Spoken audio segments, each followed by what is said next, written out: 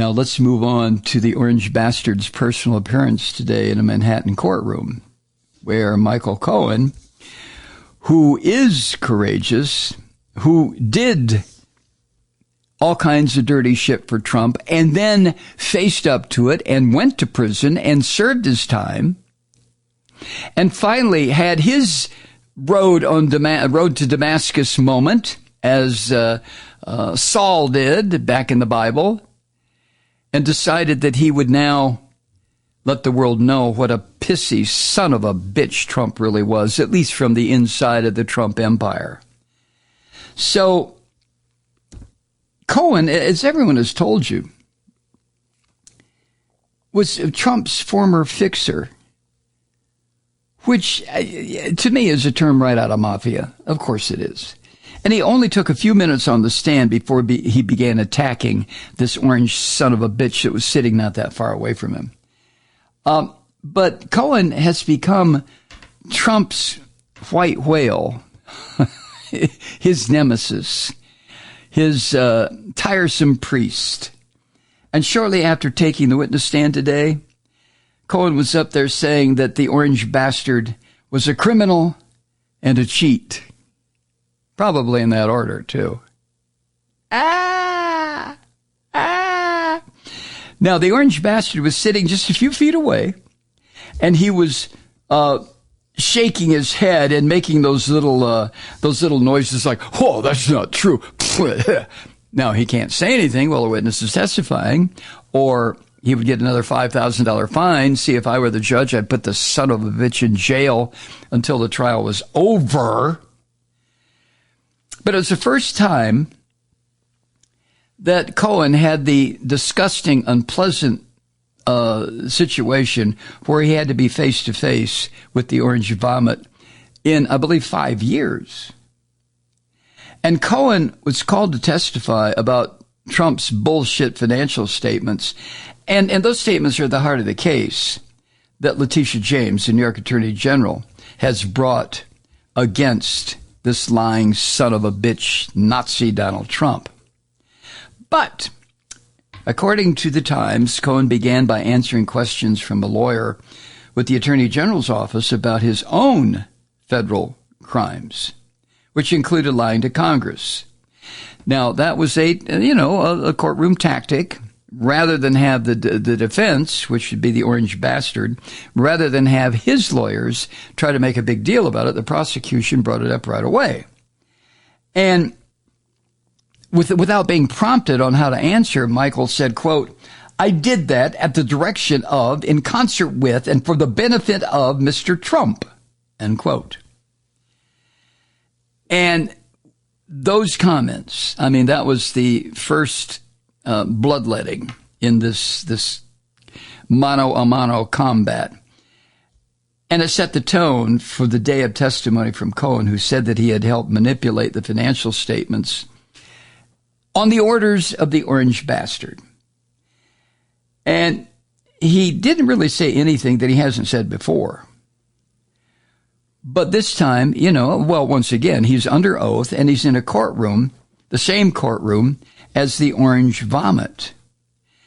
Cohen said this, quote, "I was tasked by Mr. Trump to increase the total assets based upon a number that he arbitrarily elected. And it was my responsibility to increase those assets in order to achieve the number." Oh, my God. Make me look like I have 2 billion, boy. Yes, sir, Mr. Trump. Cohen said that Trump would meet with Cohen and another lieutenant and direct them to, quote, "reverse engineer the financial statements in order to reach what Trump was bullshitting lenders or the public about his real net worth." Remember when Trump first decided to run to destroy the presidency? He stood up there and talked about how he's a billionaire and I've got so much money I don't have to worry about a lying piece of shit. Oh. And then Trump said, once they finished jiggering the financial statements, to bring them to him and let him see him. And that accusation according to the Times, made the orange bastard, I like this phrase, toss his head in apparent disbelief. Would that were a true statement. I would love to see Trump reach up, unscrew his head, and toss it. Oh, Jesus Christ. And according to whomever wrote this, who was in the courtroom at the time, the orange bastard spent much of the testimony either fiddling with his phone or crossing and uncrossing his arms across that big bulk of his gut. Anyway, in the years since their last encounter, remember it was 5 years ago, Cohen had gone to prison, testified against Trump before Congress in a grand jury. And Trump, for his part, has been impeached twice, voted out of office, and indicted 4 times. Boy, I like Michael, but you talk about a gruesome twosome. Oh, my God. So this, call it reunion, if you like, on a stage that has become very familiar to both of them, New York courtroom, it brought to life, you might say, a feud that's now been all over social media. That's all Trump could talk about for a while. And of course, Cohen's books were about this. One of the books was titled Revenge. And I hope he gets it. I hope Cohen gets exactly the kind of revenge that he wants, needs, and is entitled to. Now, according to reports, Mr. Cohen testified in a clear voice, his New York accent helping to emphasize his statements about his role in the Trump Organization, where he reported directly to Mr. Trump. Mr. Trump's scowl was soon replaced by a blank expression as he frequently leaned over and consulted with his lawyers. Oh, my God. His scowl, a blank expression. Trump, anyway. Now, the lead up to this courtroom appearance, let's put it in a sports analogy. It was almost like right before the Thrilla in Manila, a heavyweight fight. And when Cohen delayed his testimony last week because he had a health problem, Trump stood up on his hind legs and said, "Yeah, Cohen doesn't have the guts to testify." And Cohen fired back. He posted a mocked-up image of himself and the orange vomit, and the caption said, quote, "Let's get you back to your cell." Oh, my God. Blah. Anyway, I don't know if you saw this on television. God, I wish the cameras were allowed in these courtrooms. But apparently when Trump walked into the courtroom this morning, he paused for his moment before the cameras, as he always does, and he referred to Cohen as a proven liar and a felon. He's a liar and a son of a bitch because he was doing what you told him to do. And see, it doesn't dawn on Trump, or else I guess he just figures nobody else is going to figure that out. And at a lunch break, according to what I have here, the orange bastard said of Cohen, quote, "You see what his record is. He's not a credible witness." Trump saying that. And Michael, for his part, he acknowledged that there was a lot of tension between the two of them, and he said, according to the Times, quote, "Heck of a reunion," end quote. Oh, my God. So, excuse me. So anyway, the Times says that Michael Cohen's testimony is expected to be the starting gun of a more explosive phase of the trial, which has been going on now for, 3 weeks? And the trial is about the way Trump lied and bullshitted his way to get money from banks and insurance companies, and then lied and bullshitted to reduce his tax burden to zero.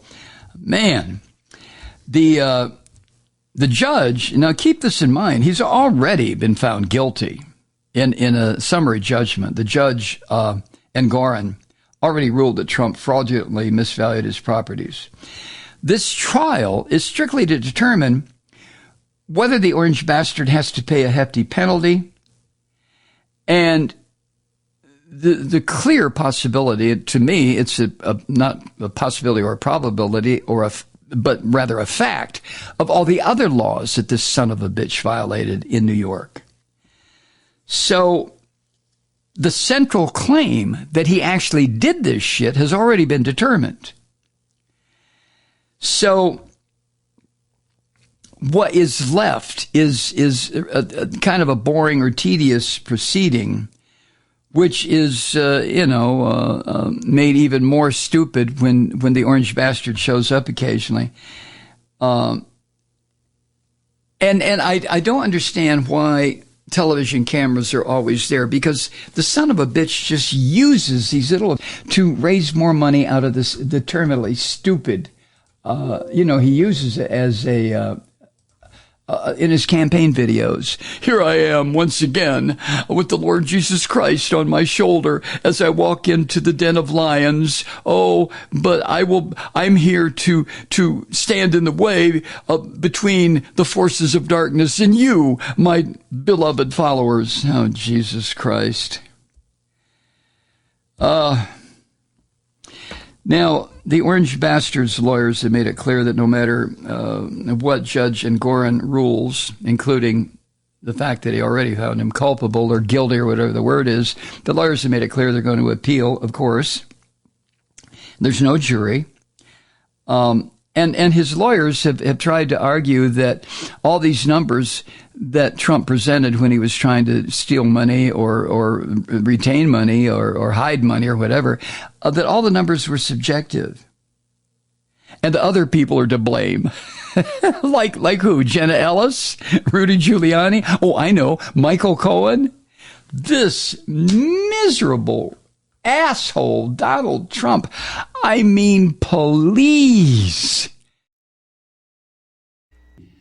Hi, Truth Seekers. Mike Malloy here. You know, the Progressive Voices Network brings you commercial-free commentary from today's leading progressive radio hosts and pundits, like me, Mike Malloy, 24 hours a day.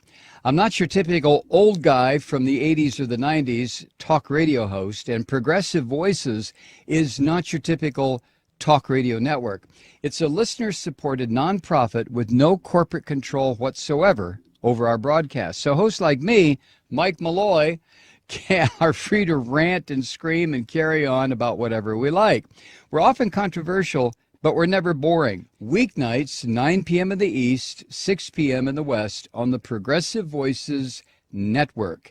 Always progressive, always on. I'm Mike Malloy. Keep it lit.